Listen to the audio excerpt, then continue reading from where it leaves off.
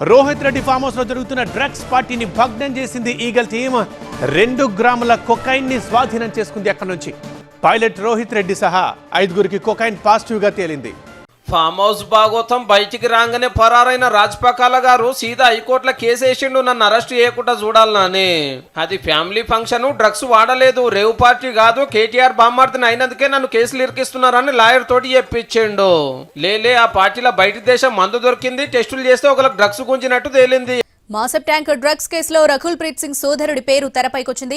ప్రస్తుతం అతడు పరారీలో ఉన్నాడు. రకుల్ సోదరుడు అమర్ ప్రీత్ సింగ్ కోసం ఈగల్ టీం మాసబ్ ట్యాంక్ పోలీసులు గాలిస్తున్నారు. తెలంగాణ రాజకీయాలను డ్రగ్స్ కేసు కుదిపేస్తుంది.